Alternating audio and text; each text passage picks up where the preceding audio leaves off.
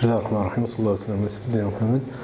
Monsieur le représentant du Conseil national de l'Ordre des vétérinaires, Monsieur le président du Conseil régional de l'Ordre des vétérinaires, Monsieur le président du syndicat du Safi et Soufia, c'est Jafar Sabé ici présent, Messieurs les conférenciers, chers consoeurs et confrères. Après un an de son élection, les membres du bureau du syndicat des vétérinaires sanitaires du Douala, solidaires et déterminés, ont relevé de nombreux défis. Le plus important étant la reprise de contact et l'instauration d'un climat de confiance parmi ses adhérents, couronné d'une prise de décision unanime de boycott de l'identification selon l'ancienneté. Fort de l'expérience de nos aînés et du soutien de nos adhérents, nous avons et allons avancer sûrement et en concertation avec les autres syndicats vers la création d'une structure nationale apte, qualifiée et indépendante. Nous continuerons à défendre les intérêts de nos adhérents dans le respect de la loi. Nous nous opposerons à toutes les nuisances et repousserons toutes les atteintes qui visent notre profession dans la mesure du possible. Certes, nous ne pourrons pas toujours gagner, mais nous savons tirer les leçons. Nous savons tirer les leçons de chaque expérience afin de resserrer les liens avec nos adhérents qui, en retour, nous le rendent bien à chaque appel à la mobilisation.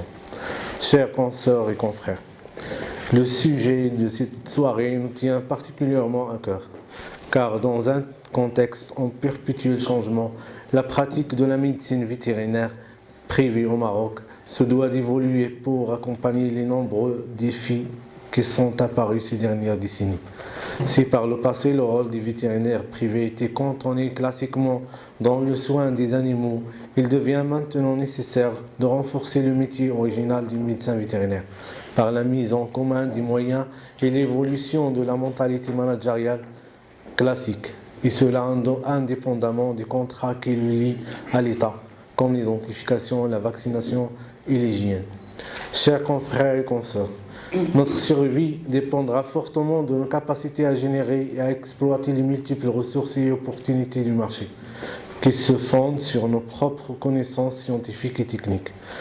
Pour ce faire, le vétérinaire est appelé à maîtriser en outre des procédés différents de l'exercice de son art, tels les multiples logiciels ou outils informatiques, ainsi que d'évoluer vers une vision entrepreneuriale individuelle en cabinet à une vision organisationnelle dans une structure plus grande, dans laquelle la mise en commun des moyens et des compétences est fortement recherchée.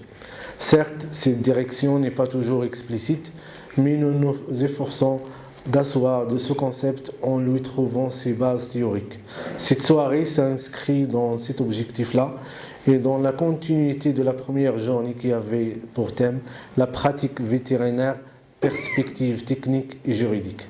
Nous sommes conscients que la réussite professionnelle du vétérinaire doit passer par la préparation d'une assise juridique assez large que possible du cadre dans lequel il peut exercer et d'une évolution managériale nouvelle et complète. Pour conclure, je vous souhaite une agréable studieuse soirée.